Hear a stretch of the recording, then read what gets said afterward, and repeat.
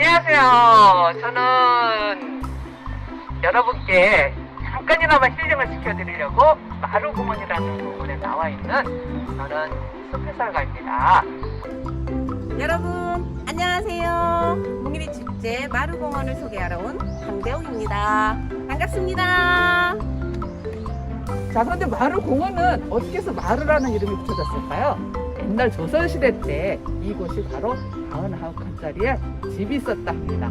그런데 그 집이 마루가 지금의 거실이죠? 얼마나 넓었던지 저 너머 잠실에서도 보일 정도로 커다란 대청마루를 가지고 있었다고 합니다. 그래서 그 유래를 따서 마루라는 공원으로 이름을 지었다고 합니다.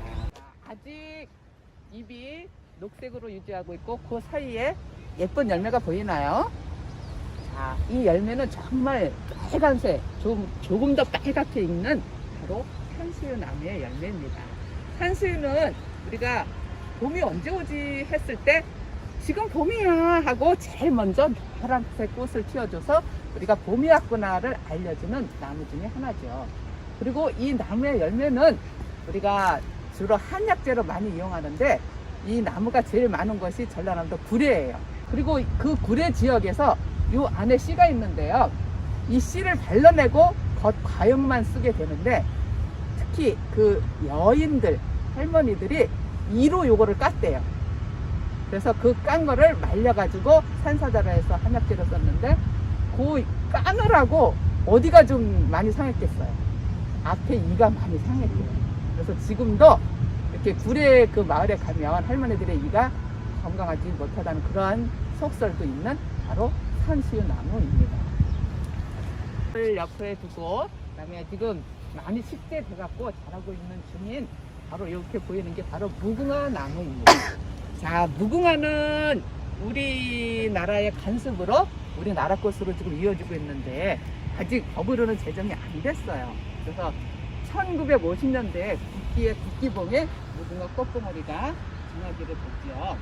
무궁화는 자, 7월 달에서 100일 동안 계속 피는 거. 한 꽃이 피고 지면 떨어지고 그 옆에 있는 꽃이 다시 펴서 100일 동안을 핀다 해서 무궁무진하게 핀다는 뜻의 무궁화라고 합니다. 하물며 일제시대 때는 우리나라 꽃이라고 국민들이 다 울타리까지 심어놓고 관심을 가졌더니 그러한 것을 미흡게 봐가지고 저거는 못된 나무다, 벌레도 많고 이런 식으로 해서 많이 베어내 그러한 우리가 순환도 당했던 무궁화가 바로 우리나라 꽃으로 지금 우리 국민들이 활용하고 있는 꽃입니다. 무궁화의 열매인데 요 안에 씨가 들어있는데 완전 날개를 달고 자, 많이 멀리 날아가서 또 다른 무궁화의 나무를 변신해라 하고서는 날개를 달았습니다. 자, 요렇게 날개가 있어요. 이게 바로 무궁화 열매의 씨입니다. 이렇게 안에 많이 들어있죠. 그야말로 벌써 크리스마스가 생각나게 하는 예쁜 색의 나무에 주목이라고 하는 이름을 갖고 있는 나무입니다. 이 주목나무는 이렇게 수영이 위로 곱게 자라요. 많이 퍼지지 않고 위로 자라는 것이 특징이고 또 천천히 자라는 게 특징입니다. 또한 이렇게 살아서도 1000년을 살고 죽어서도 목재를 이용해서 1000년 동안 살아서 썩지를 않아요. 그래서 주먹을 보고 살아 1000년 죽어 1000년이라고 하는 말이 있는 나무가 바로 주먹이고요. 자, 얘는 여기 이렇게 줄기를 보면은 이 안에 보면은 붉은색이 보여요. 이렇게 붉은색이 보이나요? 붉은색이 이렇게 보이고 줄기에도 이렇게 붉은색이 있어서 이름이 붉을주 나무목해서 주먹이라는 이름을 붙이게 되었답니다. 자, 그다음에 이렇게 보이는 또 열매도 보이나요? 네. 자, 이 열매는 자, 요 안에 이렇게 씨가 숨어 있어요. 자, 이렇게 항아리처럼 보이나요, 열매가? 네. 자, 요거는 과육으로 쌓여있은 요 안에 씨가 있고 요 열매, 요 과육 요거가 먹어보면 달달한 느낌이 나요. 자, 그런데 이 열매나 이런 잎으로 우리가 항암제를 개발했어요. 유방암이나 후두암이나 인후염 같은데 팩솔이라는 항암제, 약간의 독이 있는 성분으로 우리가 약을 개발하잖아요. 그래서 그 약으로도 개발한 바로 주먹나무입니다. 요거는 아카시아 나무로 보이지만 잎이 비슷하고 우리가 모양도 비슷하게 생겼지만 아카시아 나무가 아닌 회화나무라고 합니다. 자, 회화나무는 중국에서 굉장히 이렇게 우대를 받고 사랑을 받고 있죠. 왜 그럴까요? 중국에 학자들이 많은데 이 나무를 심으면 그 집안에 학자가 나온다 해서 학자나무, 학자수라고도 하는 회화나무인데요. 콩 깔아서 거의 아카시아 나무처럼 비슷하게 꼬투리처럼 열매가 맺히는 바로 학자나무, 회화나무입니다.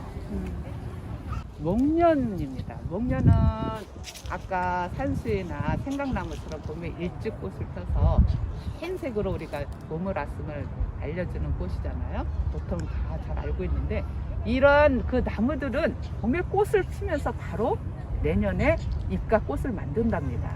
굉장히 부지런하죠. 그래서 목련에 달려있는 이것이 바로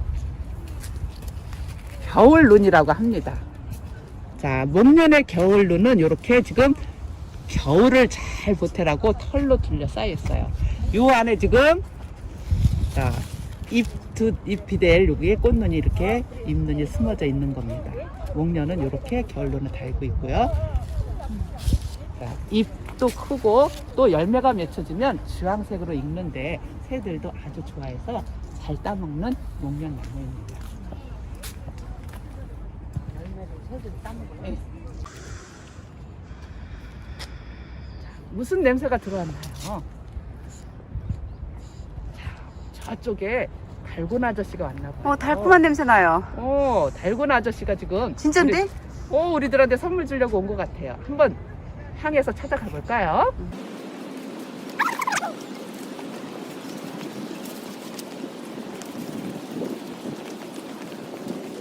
자, 바로 이쪽에 식재되어 있는 이름이 개수나무라고 하는 개수나무입니다. 냄새가 나나요? 자, 개수나무는 우리가 잎을 이렇게 냄새를 맡아보면 우리가 먹고 싶어하는 달고나 같은 맛있는 냄새가 나는 게 바로 개수나무의 주인공입니다. 지금 요거 개수나무에서도 냄새가 나듯이 신렵스름에서는 그 향나무 같은 거는 정말 진하게 나고 있어요. 얘도 한번 맡아보면 굉장히 달콤한 마치 우리가 미각을 자극해주는 그런 냄새가 나고 있죠. 그래서 이 개수나무는 자 1억 4천만 년 전에 중세기 백악기 시대부터 있었던 그런 나무가 지금까지도 현존하게 살아있는 나무입니다. 그래서 얘는 암수 땅구루로 지금 열매가 다 떨어졌지만 암구루에서 열매가 맺는 바로 노란색 잎을 진짜 예쁘게 은행잎처럼 노란색으로 물들은 가을의 전령 바로 개수나무입니다.